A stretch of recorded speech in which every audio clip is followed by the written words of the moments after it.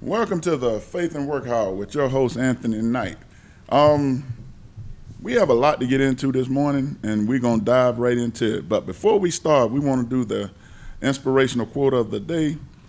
And it goes, when you depend on people to build you up, they'll have the same power to break you down. You don't need their validation to know your worth. Do not depend on people to put a value on you. Value yourself, and always value yourself high. Because if you don't, people are going to value you based on your value, that value you put on yourself. That's why it says you don't need any validation. You don't need nobody telling you what you're worth. You're worth a great deal. You're going to be worth to yourself more than anybody else. You're going to think you are. So always rank yourself high. We got a lot to get into this morning. And the first thing we want to get into is I want to make sure that everybody out there in the viewing area is okay, because we had some bad weather last night, and it was something fierce. And I'm reading an article from WSFA. It says more than 500,000 customers were without power in the United States early Monday after a weekend of deadly tornadoes and severe thunderstorm. The severe weather outbreak over the weekend spawned at least 20 reported tornadoes across 3 Midwestern states, Iowa, Michigan, and Indiana. On Sunday alone, there were 4 reported tornadoes in Indiana, killing at least 1 person and damaging or destroying dozens of homes, according to local authorities. And we got a visual of a tornado in Tennessee. It had baseball-sized hail, 35 miles northwest of Indianapolis, Indiana. This weather is unlike anything I've ever seen. I'm just going to be honest with you. I've never seen anything like it. And to be honest with you, it's a phenomenon. I don't think none of us ever experienced this. Climate change is so swift. It goes from cold to hot, rainy to thunderstorms. Because last night in our area, about 11 o'clock, it started pouring down, raining and hailing. And I'm like, I don't know where that come from. But whatever's driving this weather, but we need to stay on top of it, because right now I just want to make sure everybody in our viewing area was safe. I want to make sure everybody, if you need help, there's places you can call.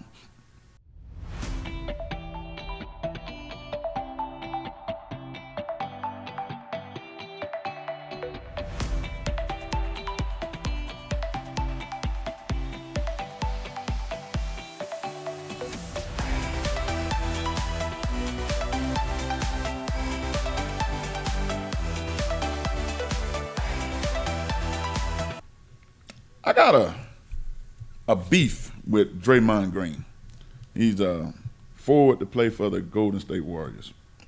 And I was reading an article on ESPN, and it says the Warriors rumor strong confidence Draymond Green signed a multi-year contract with Golden State Warriors. Look, I don't get this. I'm struggling with this one. It says, even though Draymond Green opted out of his player option 23-24, the Golden State Warriors believe he will be suiting up for the team for the foreseeable future. Green declined his $27.6 million option for next year in June, but the two sides expressed mutual interest in him returning to the team. For what? He averages 6 points a game. Number one, you're overpaying him with $27.6 million. That's nothing he does warrants him to make $27.6 million. He get ejected, he get flagrant fouls on a consistent basis. So I'm kind of struggling to why Golden State is still trying to hold on to this dude. I'm going to say this in the most polite way that I can. He's garbage. I really don't know no other way to say it. He's garbage. He's not worth $27.6 million. He averages 8 to 9 points per game. If that's all it takes to get $27.6 million, I can go and play in the NBA, because I know I can do at least 8 points a game. But what's fascinating with me is these players overvalue themselves greatly. And you're 33 years old. Really? You demand a $100 million contract with 8-point-something points per game? Well, I got the numbers right here. 73 games during the 2022-23 season, he averaged 8.5 points a game, 7.2 rebounds, 6.8 assists. That's not a $100 million contract. I'm sorry, that's not $100 million. And then I hear people always telling, oh, what he bring to the team? It ain't points. It ain't rebounding. His defense is marginal at best. So my message to the Warriors is, so you got nobody else on your roster who can give you 8 points, 5 points a game, and 7.2 rebounds. There's nobody else on your roster who can do that, huh? And the Warriors are currently $111 million over the cap, which is the worst in the NBA. It's enough to create a luxury tax bill of $48.6 million. So now you are tapped out, basically. You're tapped out. But you still want to get this guy a $100 million contract. If you want to throw money away, you can donate to a charity if that's what you're doing. And then they say, well, look what he did in the playoffs. Okay, let me bring that to the table. In the regular season, 73 games, 8.5 points. 8.5 points a game, 7.2 rebounds, 6.8 assists. We can round it up to 7. In the playoffs, 9.4 points a game, 6.9 rebounds, 6.8 assists. I really don't see no difference in it. You score one more point, one less rebound, and your assist stayed the same. Show me what this warrants a $100 million contract. Then they want to say he's got NBA. He a 4-time NBA champion. He has the winning pedigree. Well, they didn't win this year. So if you got a winning pedigree, you didn't win this year. So you don't have a winning pedigree. I don't really see what he does that requires him to make $100 million.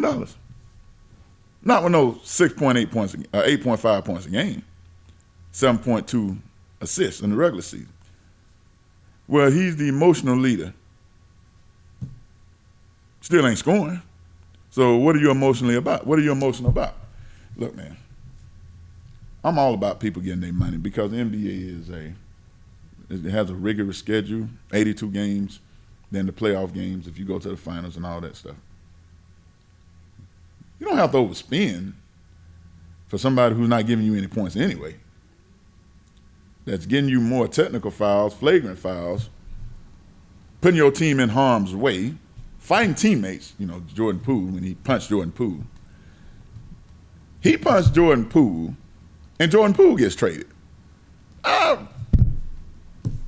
So what you do is you reward for bad behavior. That's basically what you're doing.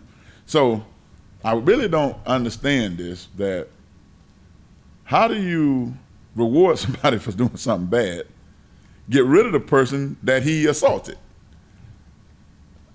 I think Golden State got some things mixed up somewhere, and they need a lot of help because right now they have absolutely nothing going for them right now. If this is what you're doing, get rid of a young player for an older player, keep the player that's a troublemaker, get rid of the player that he got in a fight with, that he punched, and then you want to overpay him at the same time. What was this at when I was going to school? I could have went and did all that stuff. That would have been rather easy. I just don't get it. But that's their money. They can throw it away at any way they want. But I thought you wanted to get better at some point and improve your team.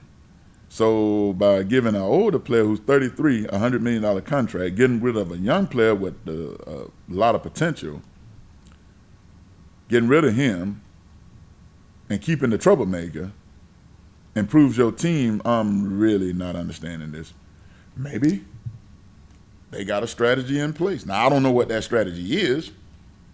Evidently, they don't know either because they still trying to pay him. But like I said, that's Golden State. If that's what they want to do, hey, knock yourself out. I just think you ain't going to win another championship done on it this way. I get into this joker later on because he upsets me so bad. I just can't talk about him right now. Then on top of that, I'm on Golden State for right now. Then Golden State trades for Chris Paul. a player who can't stay healthy long enough to do anything, a player who is not going to play no more than 50 games out of 82. Okay, okay. I said I was done with Draymond Green, but I'm finna link this. So, you trade for Chris Paul, get rid of Jordan Poole, and bring another older player in that can't stay healthy. Now, please, somebody that's a Golden State fan, you can go on our website, Let's Talk 3, and explain to me how this makes sense. Now, I'm sure it does in some parallel universe. This makes absolute sense. But the universe I'm in, this makes no sense whatsoever. All right, Chris Paul was good in his time. His time is gone. His time is come and gone. He's not a reliable point guard anymore. He's a bench player at best at this point. It says, according to the Bleacher Report, Chris Haynes, Golden State doesn't plan on waiving Paul. It's just your first mistake right there. The team will attempt to make a championship run with the veterans.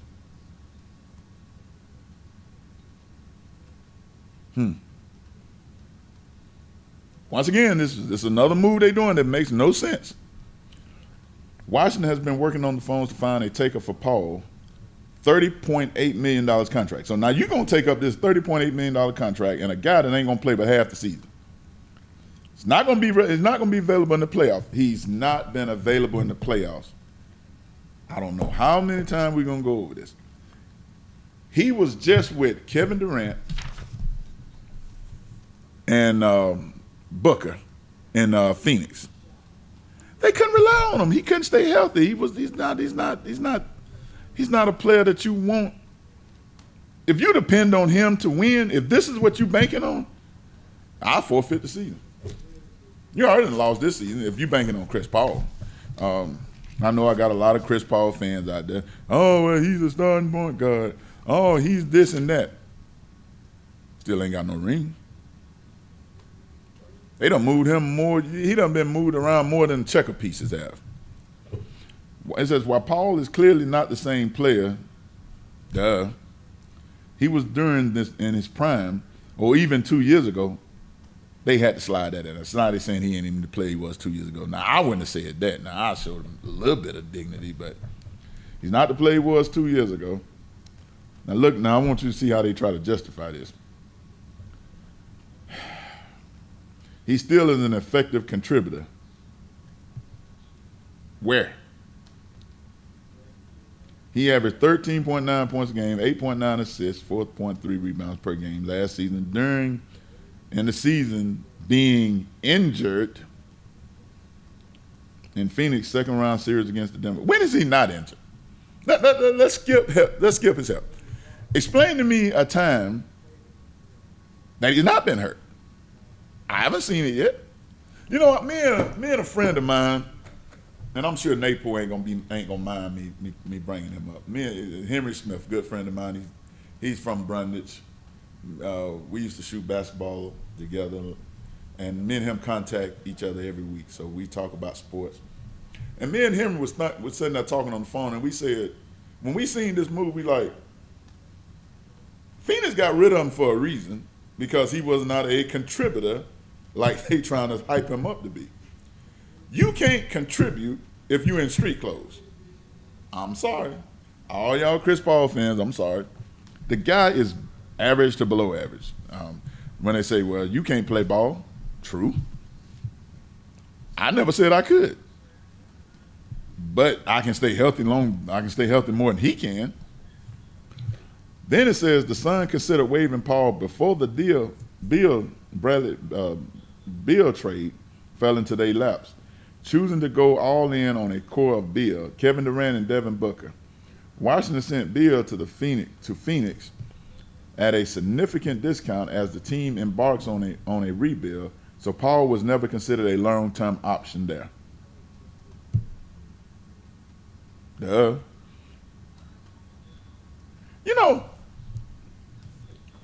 me and Napo was talking about it can't be that difficult to be an NBA executive or somebody who makes these trades. because it seems like all I'm gonna do is do the trades that makes absolutely no sense. These trades make zero sense. And all y'all sports fans, you know I'm telling the truth. I know we ain't really been giving y'all a lot of information on sports, but today we gonna load you up with sports today.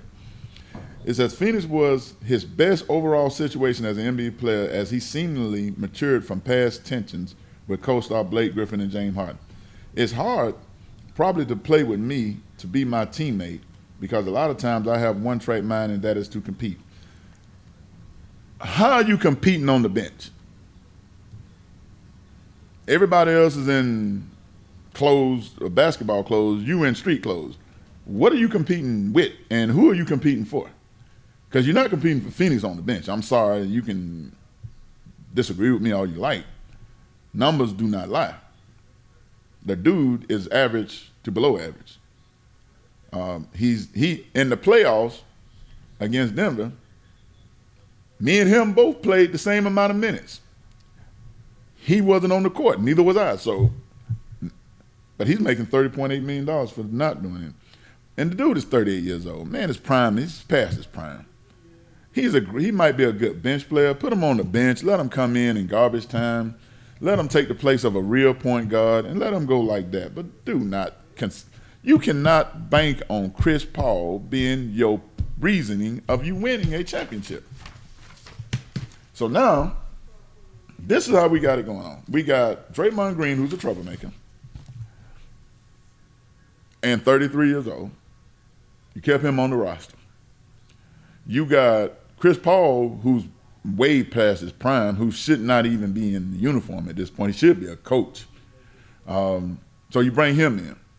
Get rid of Jordan Poole, who's a young player that Draymond Green actually beat up. So instead of punishing Draymond Green, you get rid of Jordan Poole. So in these worlds, you get rid of the victim and let the aggressor stays. It's kind of bizarre. It's a bizarro world. And then you wonder why they haven't won anything lately. That might be one of the reasons that you're making very dumb decisions. You basing it off people past what they did in the past. When Chris Paul was in his 20s, top 10 point guard, you can argue that. Nobody would disagree with that. He's 18 years older. He's not a top anything at this point. Me and him both probably can jump over a wire that's laying on the ground. So Golden State is not. Now, if Golden State got this genius plan, they're going to trade both these guys for somebody else, I could see that. But they don't seem to have any plans of doing anything. This is my thing. This is my warning to Golden State, and this is the last thing I'm going to say about them. If you're banking on Chris Paul and Draymond Green being your reasoning for winning a championship, don't even start the season. Steph Curry should be your reasoning for winning. Surround him with players that have a certain skill set that can play and stay healthy. That would be great, in my opinion. I don't see no reason you can go wrong with that. But Napo, I took your advice. None of these decisions they made make any sense, and I agree with it. They just don't have no desire to win. They can't. They can't. There's no way you can. You can't win. I'm not a Golden State fan. I care less if they win or not. But some of these moves are just so mind-boggling. You ever seen when you get in an argument with somebody and you know they don't know what they're talking about, you just get up and walk off. Because now you're arguing with yourself at this point. All right, we're going to take a back seat to sports for right now. And this is something I didn't know to a lot of you coffee drinkers out there. It says high coffee consumption increases risk of abdominal artery calcifications in people with hypertension. You need to tone back on your coffee just a little bit if you drink coffee every day. Let me read this article and let you kind of incite this. I've seen this article before, and last time it was on CNN. This time the article came from another website I use. It's called Smart News, and they kind of give me a little bit of insight that I don't get in other places. But it says high coffee consumption is associated with an increased risk of abdominal artery calcification, which is AAC, in people with hypertension, diabetes, and cardiovascular disease, a new study has found. While moderate coffee consumption is believed to reverse life-threatening disease like metabolic syndrome, Parkinson's disease, type 2 diabetes, and some cancers, excessive intake of caffeine can increase the risk of cardiovascular disease in people with hypertension, research says. And it goes on to go in a little bit more depth. It's a study published in the journal Nutrients, Metabolics, and Cardiovascular Disease suggests that it is imperative to adopt caution in coffee intake to reduce the risk of AAC. The study highlights that caffeine blood pressure raising natural may contribute to an increased risk of cardiovascular disease in people with severe hypertension. Furthermore, research found a connection between lower coffee consumption and calcification of the coronary arteries. The study used abdominal artery calcification as an early marker of which develops before the onset of the symptoms. So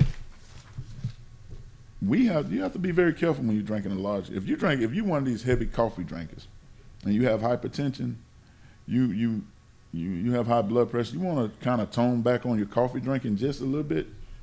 It says the team looked at information from a large survey that included more than 2,500 people. They used special scans to check for a problem called AAC, which can show early signs of heart disease. They found that people who drank a lot of coffee and had conditions like high blood pressure, diabetes, or heart problems had a higher risk of AAC. This means they should be careful about how much coffee they drink to keep their hearts healthy, according to the News Medical. The study further emphasized that coffee can temporarily raise blood pressure. Hell, I didn't even know that one now. I'm just going to be honest with you. I didn't know coffee had that kind of effect. Disrupt blood vessel functions, impair glucose absorption, increase stress response, and disrupt sleep patterns. Now, I'm going to read that one more time. Coffee can temporarily raise blood pressure, disrupt blood vessel function, impair glucose, blood sugar. That means it's hard for you to dispense sugar out of your system. So that means your blood sugar level will rise. Increase stress response and disrupt sleep patterns. Excessive coffee consumption may have harmful effects on individuals with AAC risk factors. Some studies show increased risk of cardiovascular death and sudden cardiac death in people with hypertension or those with existing cardiovascular disease who consume excessive coffee, but more research is needed to clarify these things. Now, what they saying is, and we all learning today at the same time, because I read over this, but somehow it didn't register with me until I read it out loud. When it said it emphasized that coffee can temporarily raise blood pressure, disrupt blood vessel function, and impair glucose absorption, increase stress response, and disrupt sleep. I don't know if it's worth that, to be honest with you, to deal with all that.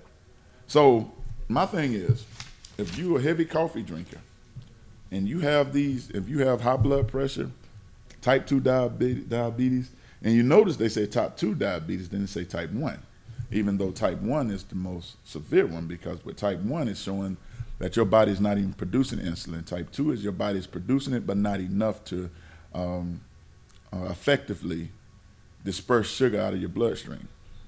Neither one of them is a good condition. Let's just go ahead and say that out. Neither one of them is a good condition. But hey, we gotta take care of ourselves. Go to your physicians. If you're not sure that you have any of these conditions, hypertension, type 2 diabetes, if you're not sure if you got AAC, go to your physician and get checked out. Find out. And if you do, I know people is not going to stop drinking coffee and just slow down your consumption of coffee, because evidently this is no joke. So we want to make sure that we take care of ourselves. And anything you can find out that you're doing is hurting you, slow down and stop.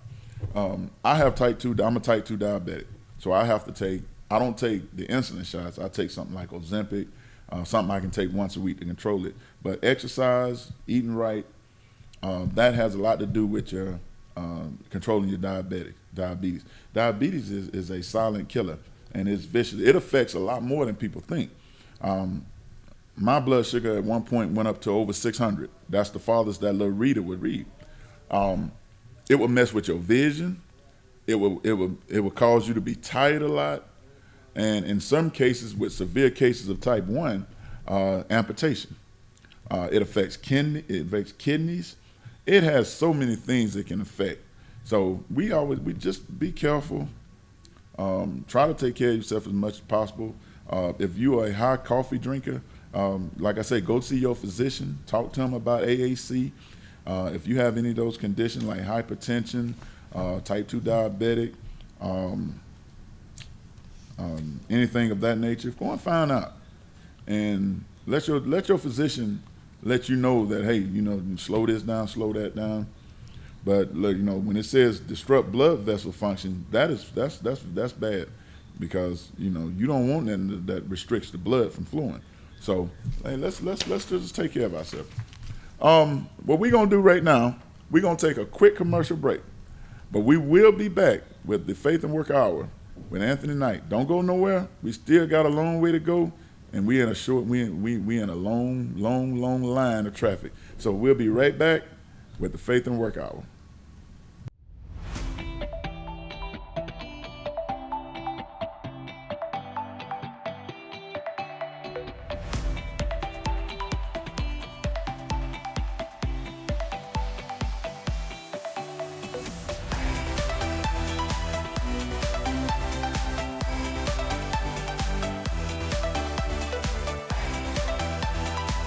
Welcome back to the Faith and Work Hour with your host, Anthony Knight. I got a special guest on the phone today. Well, I don't know if she's a guest. She's been here before. Miss Tarasha Pugh is going to bless us with 10 minutes of her time today. And how you doing, Miss Tarasha? I'm doing excellent today. How's everything going? Going great. Let us know what you got going on up there. I know you always got something that you into. What you got? And me and this gentleman was going back and forth on that little conversation we had last week, and we just ain't gonna see eye to eye on it. So I done conceded this. You know what? It's a great thing that you have conceded, because I conceded. A lot of people have been watching us on YouTube, and I've been getting a lot of comments through my cell phone, through email, through the internet, that I was 100% correct. So you may as well just concede to defeat at this point. Not really, because I've been getting those same text messages, and they telling me I'm 100% correct. Okay, so let's do a poll. I would say, out of everyone that has been telling me that they agree with me, I've at least gotten, I would say 20% are male and 80% are female. So how many percentage-wise were females that agreed with you? About 50%. Females?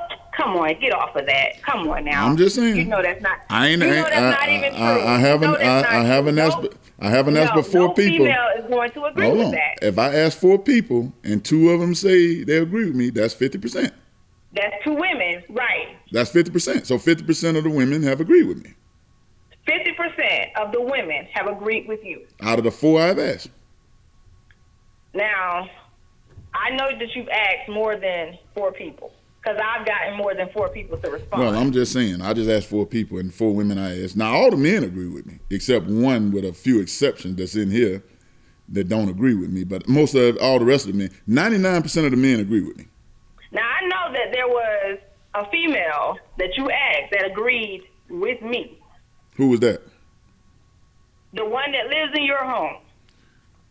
That don't count. That do count.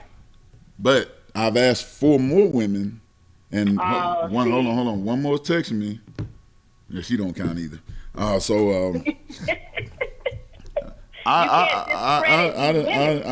expect. You cannot discredit the women. Well, you ain't had that many men agree with you now. I've had enough to agree with me. 20%. And keep in mind, I said there needs to be a conversation. You said whoever initiates it. I said there needs to be a conversation, so I'm going to get more people to agree that there needs to be a conversation. I didn't say that whoever initiates. That's what you said. I said there needs to be a conversation about who's going to pay. I don't think it needs to be a conversation. Whoever opened their mouth should pay. There needs to be a conversation. No Everything conversation. works No conversation. better with communication. Everything works better if you don't offer it the first time. Then you don't even have this problem in the from the get go. No, that is definitely an untrue statement. You know, this the problem, and I'm talking for the men now. This was the problem. That is the problem. That you're only talking for the men. This is the problem, because we've been buying stuff so long. You expect us to buy it now. That's the problem. Because I'm gonna be honest, there ain't many women in my 48 years that walked up and said, "I'll buy." There ain't many of them. I can count on one hand, subtract the thumb and the pinky. Ain't many done walked up and said that yet, because they expect you to do it. Now, I was raised, you're supposed to take care of the woman. That's what my mom always said. Okay, now I'm with you on that. But in this day and age, women are independent. So if you independent and you want to offer to, if you offer me, if you want to, I want to go to the movies. Let's go to the movies. You offer that. So if you offered it, you should pay. Why should I pay? I didn't want to go anyway. Let me first start off by saying that whole women are independent thing, that's a whole nother conversation that I could talk about that for a couple of hours, because there's things that I need for men and women also to understand about that whole independence thing. But let's get back to what you were saying about women automatically expect. But you look at history. Let's go back about 50 years. Did women even work? Yeah, I ain't but 48, so I couldn't really comment. Who worked 50, 60 years ago? I don't know. I wasn't here 56 years ago. Maybe you were not, but you know people who did. I don't call any. I can speak for people in my family. My grandmama did not work. Neither one of them worked. Their husbands worked. They took care of the household.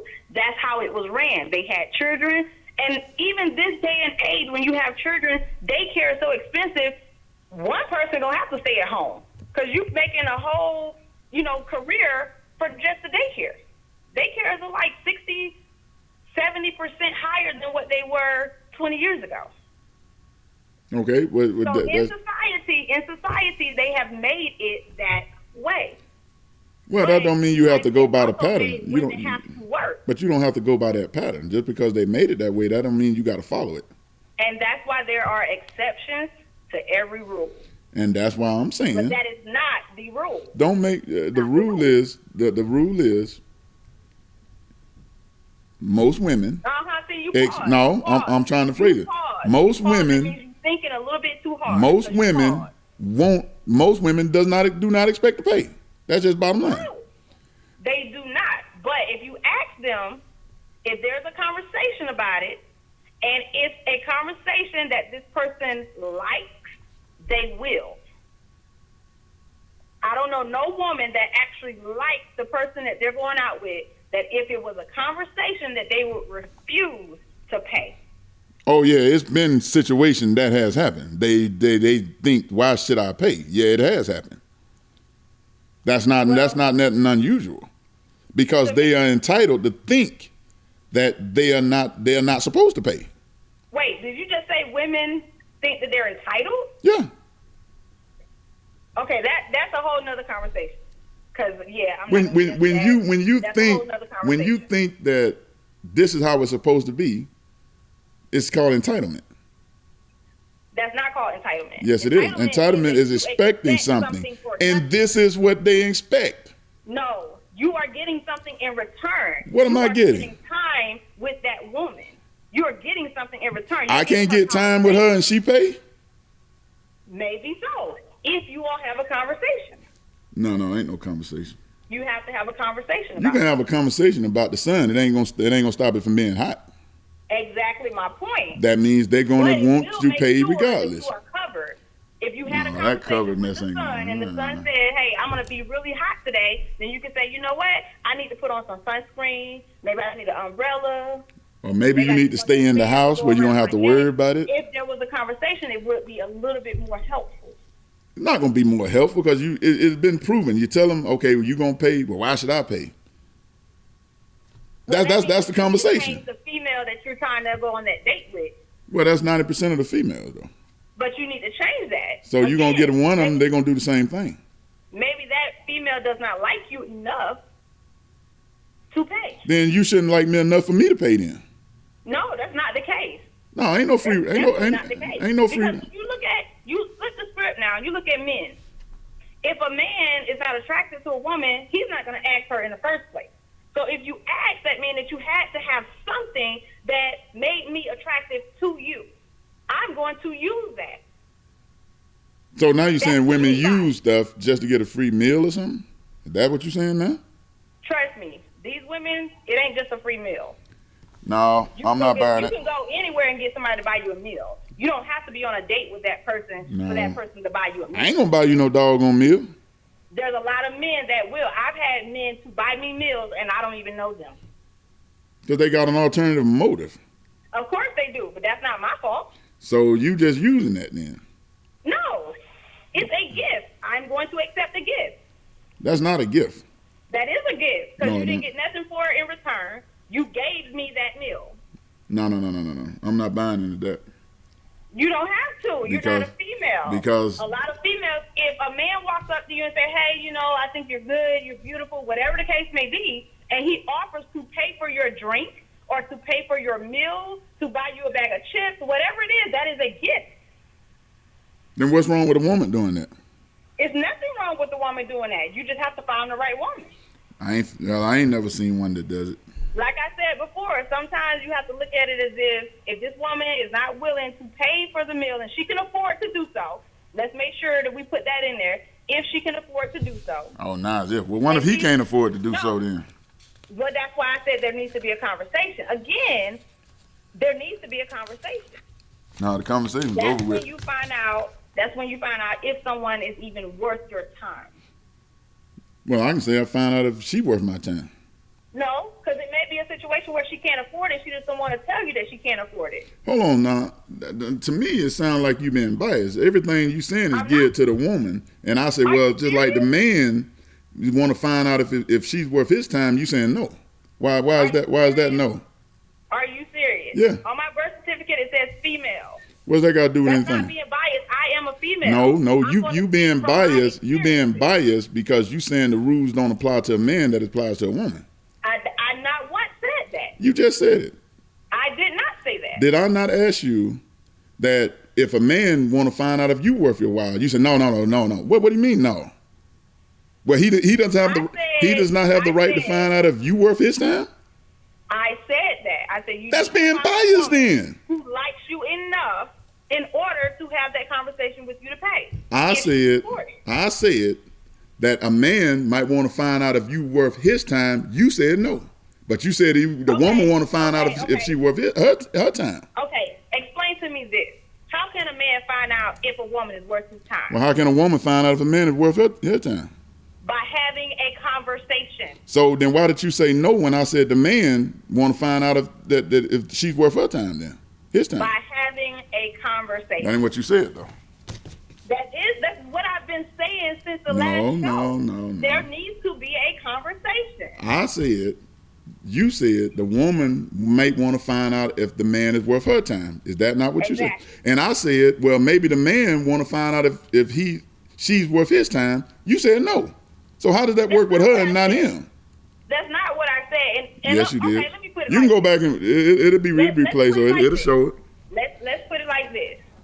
If I answered no to the question that you asked at that moment, that was not the answer I was giving to that question. Well, I can only go by what you give me. That's the answer. That's the answer I got. That's one way. That's one way. That's one way to get out of it. That's one way to get out of it. I'm sure it is a delay. Over the phone. I'm sure. So let's keep technology in mind. That technology is a delay, all right. Let's keep technology in mind. All right, well, you ain't gonna see eye to eye on this. We done already came to the conclusion, so we're gonna have to agree to disagree at this point. Well, I agree with that. Now I'm agreeing with you. Okay. All right, we want to thank you for your entertaining conversation. And once again, this is our COO of Let's Talk 3. She gave us a few minutes of her time, and we really thank you. So we will talk to you a little later on. All right. Bye, guys. Y'all have a great week. You too. Now, Dustin just loved that conversation because it was geared against me all the way. I want to get into a few more articles real quick. And there was a Goodfield story. And it says, my family adopted widowed neighbor as an honorary grandpa. And this was one of the touching stories. It says, it can be hard for older neighbors to feel like they're part of the community, but one family has revealed how they stepped up. When Sharon, 32, and her husband Wilson, 42, met Paul Callahan, 82, in March of last year, they immediately kicked it off. Now, this is the couple first met Paul, a retired Texas instrument manager, when Wilson began working on the recent purchased home as he offered from a ladder to work with. From then on, the family of 8 just clicked with the new neighbor to become close, to the point that Paul is now their de facto grandma. So this black family adopted this white guy that lost his wife as a grandpa. See, that's what I'm talking about. Color should not matter to anything. It should not be based on color. It's based on the person you are. And if we quit basing everything off that, we can move forward a little bit. Because this family has this young man over on every holiday to spend with his family, and he takes those kids as if they are his own. That's very touching to me, because we don't see that enough. And this is what we talked about last week, about recognizing neighbors who are alone. This neighbor was alone because he just lost his wife, had nobody, no family, no nothing. And this next door neighbor took him under his wing and treat him like their own. That's what we need more. We need more of these stories that talk about how people just gravitate to each other regardless of race, color, any of that. It doesn't matter. And this is what we need. We need more stories like this. Neighbors being neighbors. And I love things when color is not a factor. And that's what I like. That's what we all should be more geared on, knowing the person, not necessarily the skin color. Skin color should have nothing to do with anything. I got black friends, I got white friends, I got friends. It doesn't matter. I was raised up to love everybody, and I was raised up to not to judge people. And that's what I do. I do not judge people. I think being judgmental only tells more about you than it does about the person that you're judging. So in this reality, how about we quit judging people and get to know people, be friendly with them, be better neighbors, be better friends, be better overall community. And a lot of this thing we can avoid, and a lot of this stuff that we won't even have to deal with if we do that. I'm gonna talk on this for a brief second, because he ain't even worth talking about. The Lakers are grading Anthony Davis. I can grade him now. F. He's hurt all the time. He's not reliable. In the playoffs, he strinks like a sock in a dryer. So I really don't understand what it is that we got to discuss on Anthony Davis. Let's look at this in the playoff scenario. Davis, 2022-23 playoff stats. 23 points a game, 14 point rebounds, 3 assists, 3 blocks, 52% shooting from the field, 33% from 3-point, 85% from the free throw line. Now, you can make a strong argument that his numbers are well enough to get a contract extension. Well, I can make the argument that it's not. All right, 82 games, how many is he going to give me?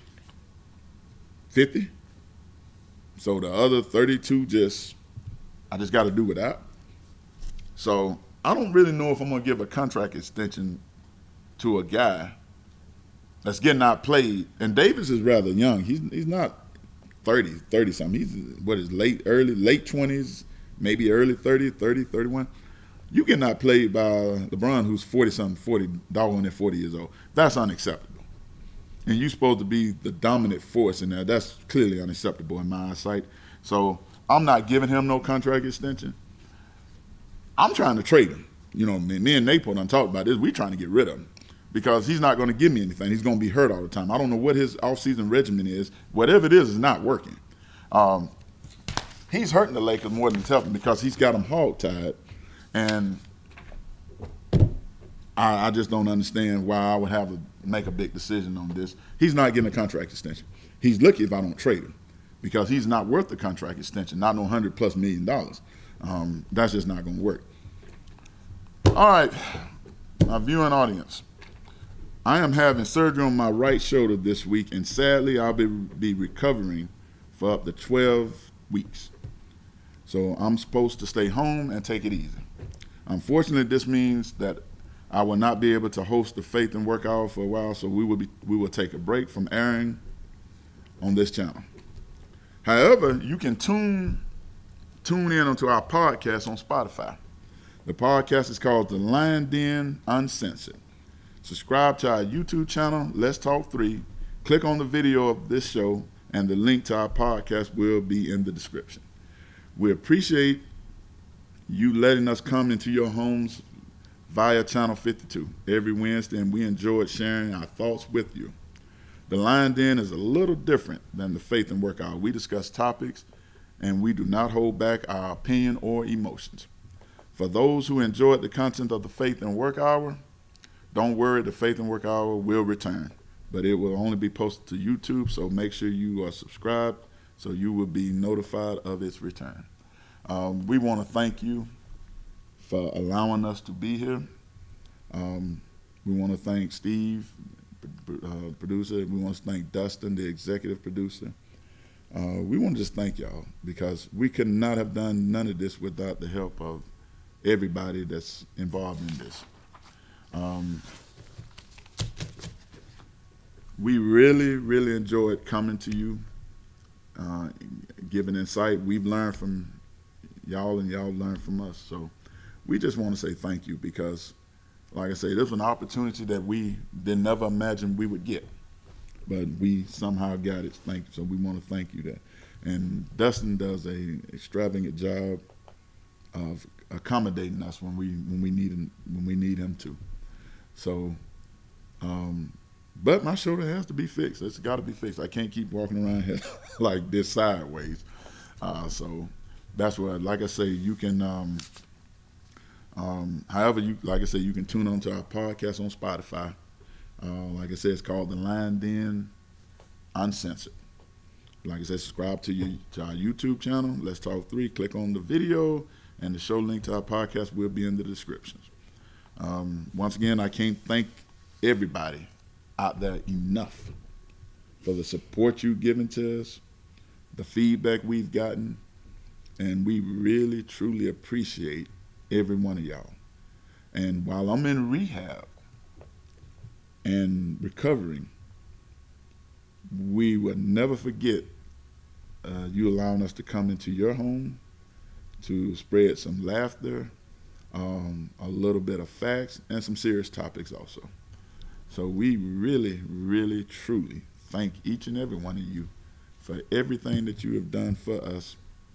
And there's not enough appreciation we can give to show how much y'all mean to us. Because as a group, a nonprofit that we run, we build our, like I said, our foundation is built on our 3 bricks: attainable living, physical and mental health sustainability, and education awareness.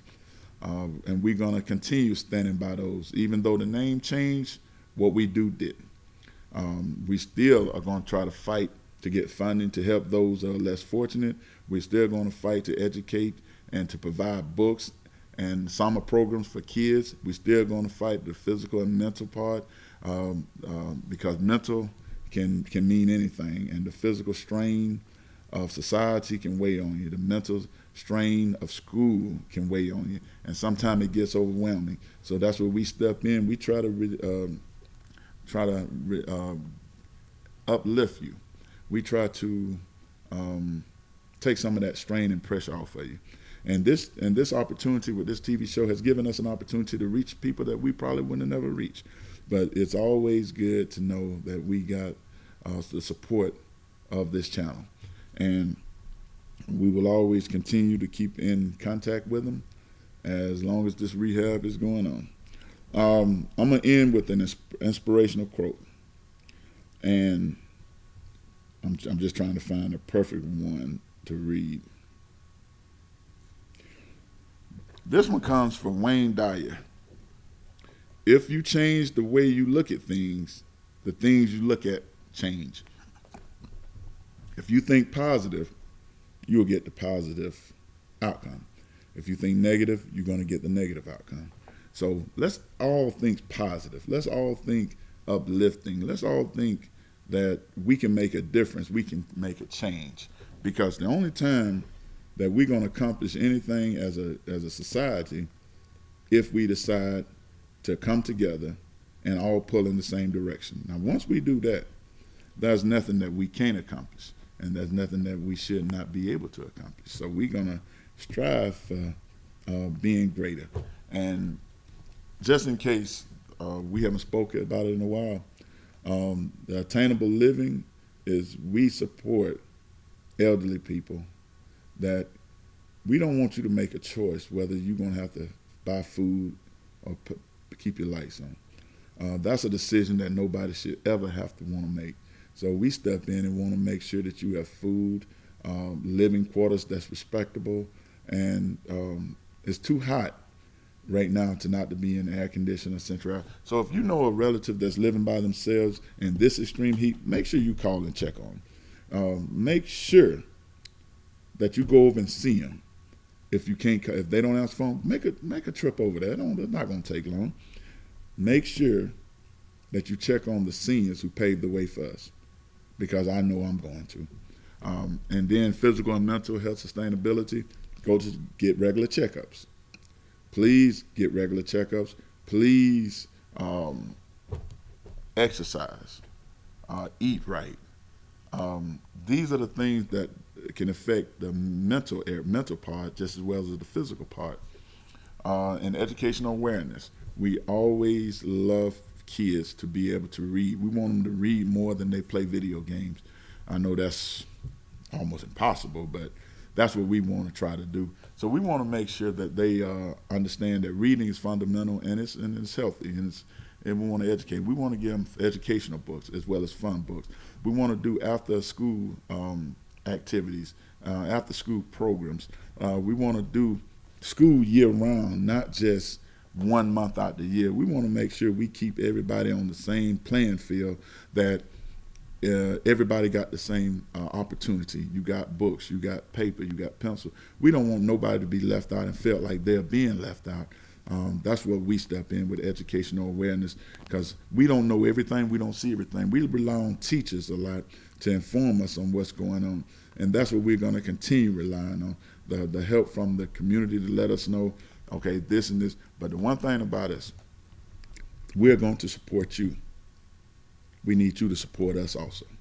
We need you to participate in the things that we're doing, because what we're doing is here to help you and to help the youth that's coming up. We can't do it alone. You can't do it alone. So how about let's team up. Let's support each other. If there's an event going on, make sure you're there. Bring your kids there. If you got something going on, let us know. We'll make sure we there support you, because we can't ask for support and we don't give support. And that's a two-way street. So let's all help each other. Let's all come together and let's all make it happen, because there's nothing that we can't do if we put our heads together. On a lighter note, I want Anthony Davis gone. I want Anthony Davis off the Lakers because he's pretty much garbage. Availability is most important in any sport. You got to be available. If you're not available, you're no good to me. If I'm not on the show like I'm supposed to be and I'm not available, I'm no good to this show. I'm available. I'm going to make sure I'm available because you listen to me, you listen to me, you listen to us, you listen to our group because we are available and we're constantly being available. So we can reach out to us. It's not hard. You can go to our website, Let's Talk 3. It's on Instagram. It's on Facebook. It's on YouTube. We're going to stay in contact. We try our best to be able to know everything that's going on, but let's be honest, we're not going to. But we're going to be here when you need us. I told a friend of mine, I said, it's a new name. We still run the same principles. We still stand by the same things that we always stood by. That does not change. It never will change. We are here to help the community. The community is here to help us. So if we both meeting at the same point, we can provide unlimited resources to those who need it. And like I say, when you donate to us, it does not go in our pocket. We put it right back into where it needs to be, helping people, making sure that they are dealt with and that they're in good shape and that we're in they're in right mind. We had too many kids this year to commit suicide. We had too many, and the suicide is linked to cyberbullying. We got to stop this. If you need help, if you're getting bullied, would you please tell somebody? Reach out to us. We'll direct you to somebody that will help you. And that's what we do. That's what our group does. It's always done that, and it always will do it. So we are still here. Let's Talk 3. And that 3 stands for the foundation that we live on: attainable living, educational awareness, and physical and mental health sustainability. That's what we stand on. And we're going to continue standing on those 3 bricks because that is our foundation. Once again, thank you for being here for us. Thank you for allowing us to come in your homes. You can catch us on YouTube, Spotify. Go to Let's Talk 3, hit the link, follow the description at the bottom. Well, I'm going to say a good farewell for now. Everybody have a good day. All my truck driver buddies, keep them wheels turning and keep on rolling. Until we meet again, 2 fingers, peace.